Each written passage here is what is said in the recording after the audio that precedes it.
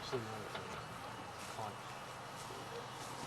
So hello everybody, I'm David Shebib, and we're Jonathan and David, One Earth Communications as well, and we started about 10 years ago thinking that if we could tell the message through the video camera, it would have a great tool for communication. And so what we would do is we'd plant ourselves in the middle of an action and we would film what the action was.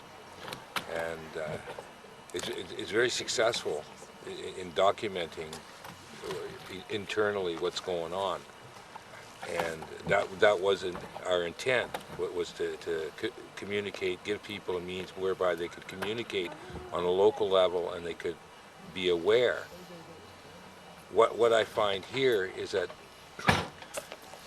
the corporations control the media, and the people are disempowered to the point where they don't feel there's anything they can do about what's going on because it's too big. It's all too much to deal with. But I think at a point, sometimes you get to a point where you're pushed out, and you have to stand up. You don't have any choice. There's nowhere to go, and the road being the only access you have, you take to the road. And so whenever we took to the road, it was always to go to a demonstration, to find something that we could agree with. And that's why we came here and we took part in the demonstrations which were going on. But right now, what's happening is the world is in a crisis. We're in an emergency situation globally, and locally, we can do something. It is an election time, and if we can get enough people together to articulate what we really want, then we have an ability to change what is to what ought to be. But actually what I would like to talk about is tomorrow morning I'm moving over to the church. I'm taking the bus, and I'm going to set up in the church. And I believe the church has a responsibility to the community, and that they can play a very beneficial role by allowing the people to use these buildings as community centers.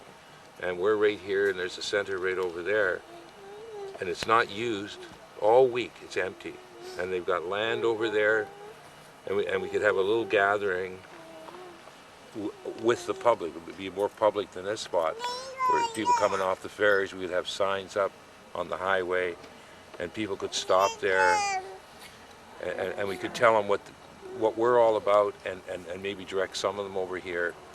And so I'm leaving tomorrow morning to go over there. Now that probably is going to be right into the fire, and already the police came in today because they heard about it.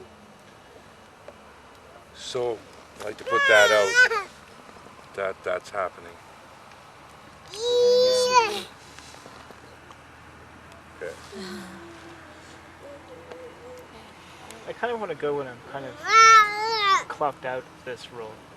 You want to? I want to do it when I'm finished with my role here to document things, right? You want to do the feather meeting? Do you want to talk? Yeah, I'll give my opinion, but I'd like to finish with everyone's opinion, and then I can. Okay. All right. Unless that's everyone's fair. done. I can share that. Is everybody done? Hazel, if you want to talk about this. Anybody else here would like to? Who else here? Who has? Hazel?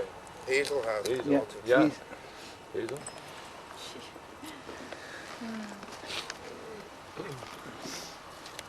It's funny, I haven't been here most of the night because I was with the baby, so I don't know what everyone's really been saying.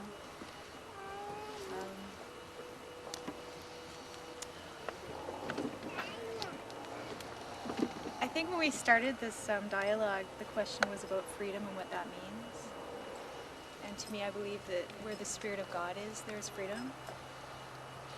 And shy of that, there is no freedom. And that this camp, in part, is, for me, it's school. It's learning about what other people believe the Spirit of God is. There's many names and shapes and forms that takes.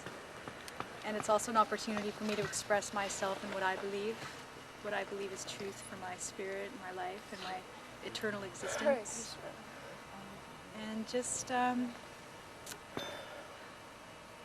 I believe that what's happening here is universal. I believe it is global, and it's also just Salt Spring Island political issues, but it is greater than that, because what we're standing up for, I hear David often talk about the truth, you know, and I think we all define truth in different ways, but yet there is one truth, and there's one spirit of truth, and it can't be denied when you know it. And what David's presenting or proposing for tomorrow at the church is going to be, I think, pretty significant. Jonathan said today that they'll be phoning Rome by next week because it's a Catholic church, and who knows, you know, I mean, it's about saying, open your doors to the people. Will you reject this? Will you refuse this? You know, so often the church has refused the people for whatever religious reasons, and I think that this camp is a church, to me. It's a gathering of people that hopefully are like-minded or are trying to become like-minded. It's a community of people that have a lot of differences and opinions and different ways of being, but yet are working around those differences to become one people. And love is the source of that. Love is the source of that. And so I'd like to see us move forward with love in the focus, not the fight against what's wrong, as I said earlier, but standing for love and standing for what's right. And I know that's something different for different people, and I think the circle is so important for communicating individually what we all believe, because I want to hear what everyone believes. Hopefully next time my baby will sleep through it, but yeah, I'm really blessed to be here. I was kind of brought here unexpectedly, and it's been a really beautiful experience, and I anticipate staying on for a long time.